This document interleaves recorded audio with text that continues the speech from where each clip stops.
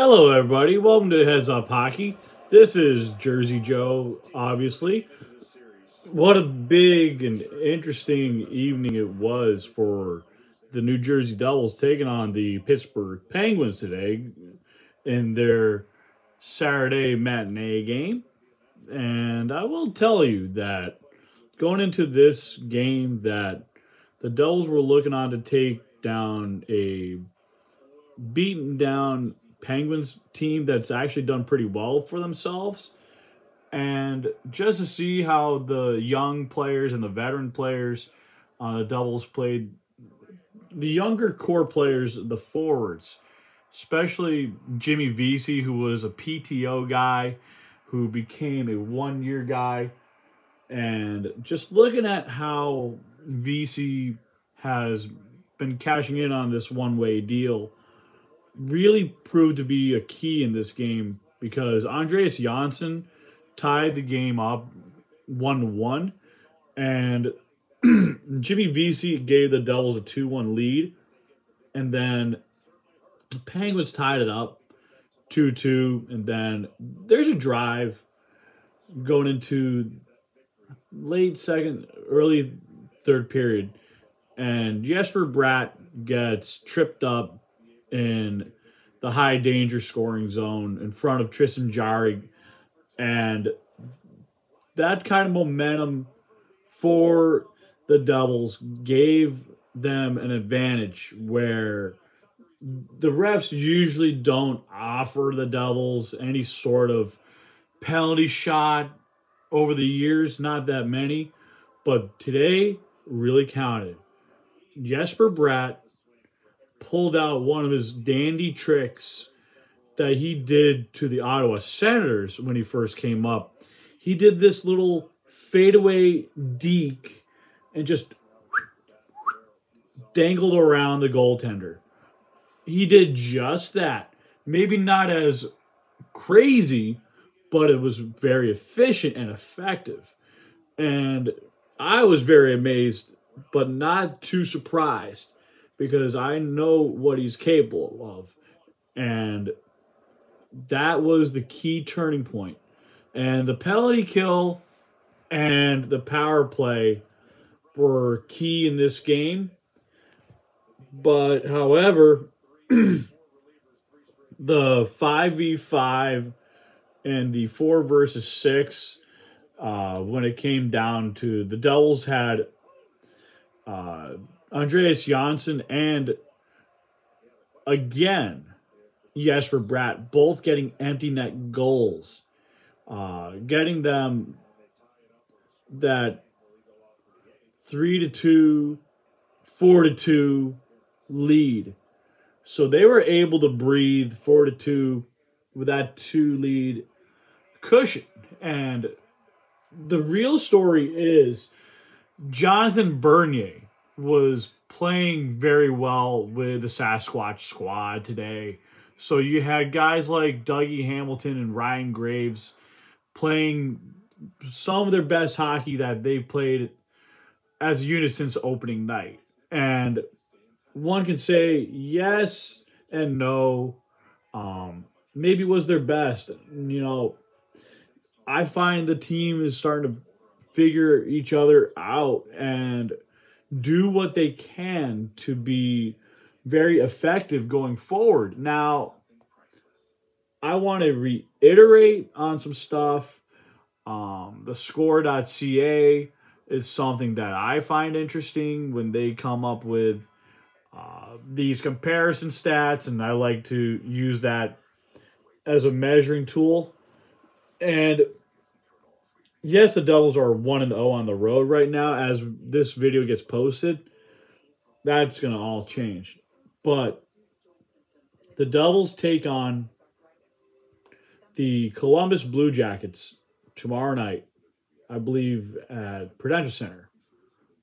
And so the Devils are 3-2 at home. Columbus is 0-2 away. I see, well, there's a slight height advantage towards the Devils and a weight advantage. So the Devils are a little bit heavier team on average. about 200.2 per the score and 193.1 average weight. So, yeah, the Blue Jackets might fly a little bit quicker, but you just never know. The Devils and the Blue Jackets are very young, but the Devils still have some interesting talent. Now, this is per the score.ca. The Devils are 17 out of 32 teams ranked in goals per game at 2.8. So the Devils are scoring above 2, closer to 3 goals on average. So this is a good measurement. And Columbus is at 2.71. That's 19th out of 32. So both teams are improving, but we don't know where Columbus will be in the next 5 to 10 games. Now, you take a look at the Devils. If they can keep playing the way they have against a veteran team like the Penguins, they can keep getting better, and it's only going to help. Now, shots on goal, the Devils are 17th in the NHL on shots on goal, and that's 31.4. And you look at the Blue Jackets, surprisingly, they're at 27.3. That is 31 of 32. That's near the last second bottom team in the league. And usually that's been the Devils' problem over the years. But they seem to fix that. So, without further ado, power play percentage, the Devils are 12th in power play percentage versus Columbus's at 22.7. So this tells me that there is a slight advantage when the Devils do go on the power play, but you never know because Columbus and Line, you never know when they start clicking, or Boone Jenner. It's just, up in the air. Now, shooting percentage favors Columbus by 9.9. That's 11th in the league. Now, take a look at the Devils, per se, in that category. They're down just by 1% at 19th. So that's 8.9. Sorry, I just need a little bit of water break. Quick water break.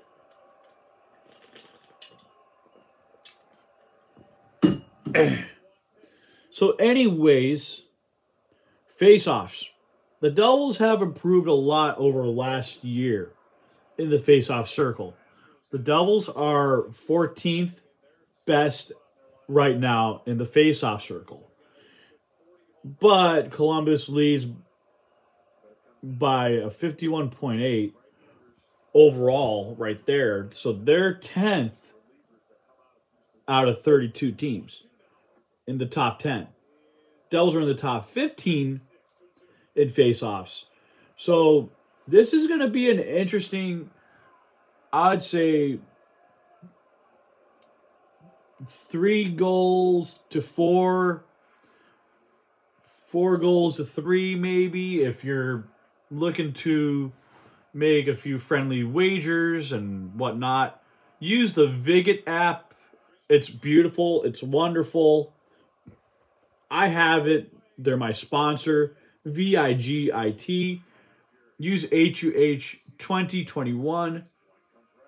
And that's the promo code to support the podcast.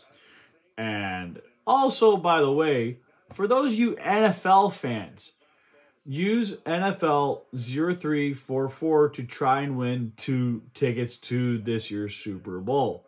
Now, with that being said, I make friendly wagers on this thing. And I can put wagers and parlays on, let's say, the Devils to win a game. That's something I should do because I'm not technically an insider. I actually follow the team just, over the years, and I know what they do. So let's just think about it that way.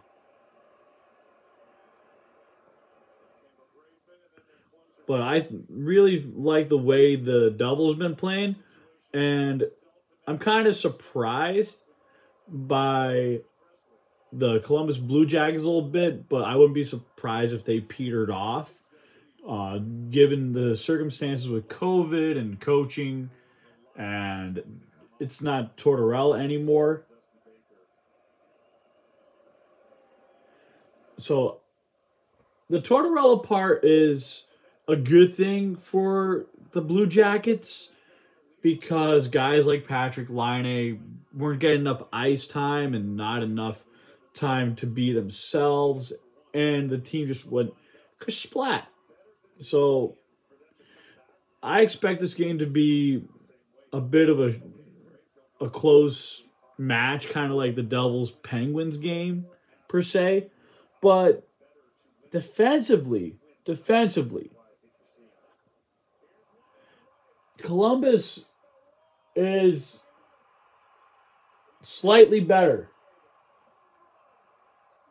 because right now they're averaging under 3 goals at 2.71, and the Devils have allowed an average of 3 goals. Now, you take a look at the shots on goal allowed per game. The Devils are second best in the NHL in shots on goal allowed. Yes, shots on goal allowed. This is huge. The Sasquatch squad is doing their job. They're actually playing meaningful defensive minutes. They're keeping opponents to the outside. They're being physical. They're being smart. And they're starting to improve in front of guys like Jonathan Bernier and, for a little bit, Nico Dawes. Now, with Mackenzie Blackwood coming back very soon, and they have Wedgwood as the third goalie, I expect things to be a little bit more, I wouldn't say rosier, but more joyful. It's going to be interesting to see what goes on. And the penalty kill for the Devils is 29th in the NHL at 66.7. But that's going to be improving, though. It's going to be improving because guys like Gauthier, VC are all contributing to improving that part of the game. Now, can the Devils sustain this against Columbus and improve those overall numbers? Now, penalty kill, Columbus is up by 5 spots at 24. So that's 75% effectivity rate on the penalty kill. Now, back to the shots on goal. Columbus is 28th on shots on goal. So I can see the Devils turning the tables on the Columbus Blue Jackets and the Devils scoring, well, technically not scoring, but predicting the shots on goal. I can see the Devils possibly getting 30 goals, 30 shots on goal, rather. And seeing Columbus around 25, to be fair, because I just know that this team is really good. Penalty minutes, the Devils are 30th out of 32 teams, but they're going to improve that as they get better. But some of it's necessary where they want to play big and physical and not get bossed around. So if they were to be very low on the penalty minutes part, some of it's necessary, but some of it is unnecessary. So they started to play a bit more technical sound, but it's been more so guys like PK Subban taking a lot of high sticks and Dawson Mercer taking some high sticks to the head or fingers, whatever. Those kinds of penalties are silly penalties, or a slight kick to the foot you might call a slew foot. Those kind of things got to get changed. And we will see how it progresses. Now, the game is at Prudential Center. You got to be thinking that the people who are there at the game, on average, the attendance is at least 84.6% per The Athletic, per Ben Shapiro. And I can see maybe more people there, maybe 90% to 100%, because people are off on the weekends. The Devils fans are looking to help this team go well going on to the road. And, you know, I like looking into these matchups when the Devils go into a couple of these other games. And I don't really focus on the opponents in the standings per se. What I really care about is the Devils taking care of their games and being able to insert themselves into a place where they can take care of their own business. And they go in on November 5th against the LA Kings. And yes, LA looks beatable, but I'm never sleeping on a team from the Western Conference. The West is a little bit of a mishmash sometimes. And when LA currently is 2-2 at home and 0-3-1 away, Devils are 1-0 currently away. Devils are 3-2 at home. And the average height, the Devils have an inch taller on the LA Kings. The Devils are about 1.1 pounds heavier and 0.69 months younger on age average. So the Devils are a slightly younger team currently than the Kings. So now back to the offense. The Devils have scored about 2.8 goals versus the 2.29 goals versus the LA Kings. Now, the Devils are 17th in the 31.4 shots on goal versus LA's 35.7. So the Devils are climbing up in the shooting, but the Kings are up here in the shots on goal. So they're almost shooting 36. Meanwhile, the Devils are under 32. So really, I expect both teams to be shooting at will. Just to be looking at minimal of 3 goals to 2 at least. So it might be a 3-2 game, might be a 2-2 game going into overtime. You never know. You look at the Devils on the power play versus the LA Kings. Currently, the Devils have a 23.1 power play percentage versus the LA Kings at 17.4%. So the Devils are 6 notches above the LA Kings. This is a good thing to see. And if the Devils can keep doing the 8.9% shooting percentage versus the 29th out of 32 LA Kings in the shooting percentage, Devils are 19th. This is a huge step for them versus the LA Kings. And the Devils are 7 notches above the LA Kings in the face-off percentage. So about close to 51%. The Devils are at 50.5. And the LA Kings are at 48.7. So the Devils are getting more advancedly improved at the center position.